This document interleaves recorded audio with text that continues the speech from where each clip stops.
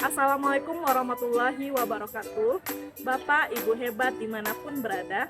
Pada kesempatan kali ini, saya Yeni Yantiar Maswita Caya, calon guru penggerak Angkatan 11, Kabupaten Padang Pariaman, akan memaparkan koneksi antar materi modul 2.1 tentang pembelajaran untuk memenuhi kebutuhan belajar murid. Dengan fasilitator Ibu Tri Handayani MPD dan pengajar praktik Ibu Ermianti SPD.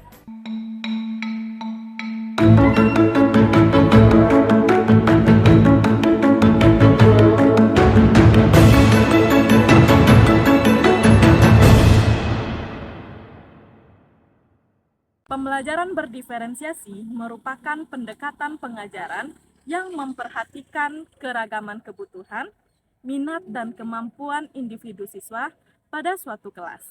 Artinya, guru berupaya untuk menyesuaikan proses pembelajaran di kelas dalam rangka memenuhi kebutuhan belajar individu siswa.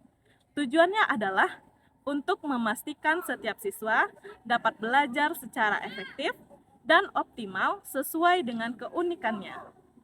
Maksudnya, setiap anak pasti memiliki kelebihan dan kekurangannya masing-masing.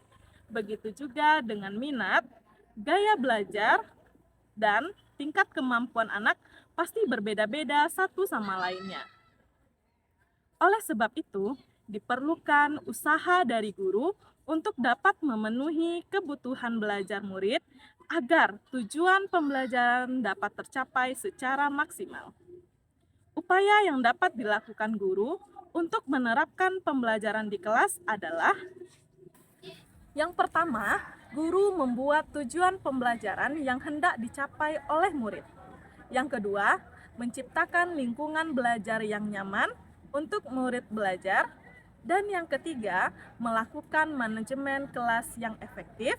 Dan yang keempat, guru mencoba untuk mencari tahu kebutuhan murid melalui tes diagnostik meliputi kesiapan belajar murid, guru mencari tahu pengetahuan awal yang telah dimiliki murid, kemudian minat murid, yaitu kecenderungan individu untuk terlibat dalam jangka waktu lama dengan objek atau topik tertentu.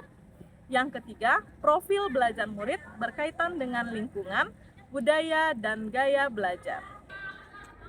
Adapun strategi yang bisa kita terapkan dalam pembelajaran berdiferensiasi adalah: yang pertama, diferensiasi konten merujuk pada strategi membedakan pengorganisasian dan format penyampaian konten seperti materi pengetahuan, konsep, dan keterampilan yang dipelajari murid berdasarkan kurikulum.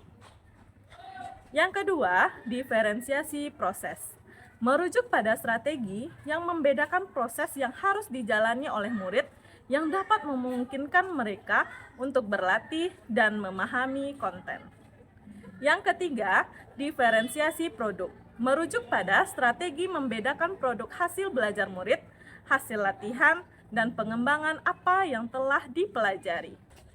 Baiklah, pembahasan kedua, saya akan mencoba mengaitkan antara modul yang sedang saya pelajari ini dengan modul-modul sebelumnya. Yang pertama, untuk dapat melakukan pembelajaran berdiferensiasi, guru harus berusaha memenuhi kebutuhan belajar murid sesuai dengan kodrat alam dan kodrat zaman berdasarkan filosofi pendidikan Bapak Ki Hajar Dewantara. Yang kedua, dalam proses menerapkan pembelajaran berdiferensiasi, seorang guru harus menerapkan peran dan nilai guru penggerak agar dapat membuat pembelajaran yang berpihak pada murid dan inovatif dalam mengembangkan media pembelajaran.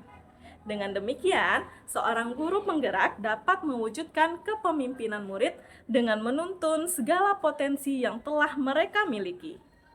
Yang ketiga, pembelajaran berdiferensiasi dapat menjadi salah satu strategi untuk mewujudkan visi guru penggerak yang berpihak pada murid.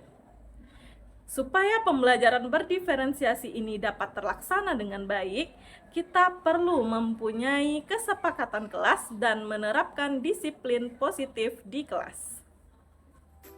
Bapak Ki Hajar Dewantara pernah berkata, "Serupa seperti para pengukir yang memiliki pengetahuan mendalam tentang keadaan kayu, jenis-jenisnya, keindahan ukirannya, dan cara-cara mengukirnya.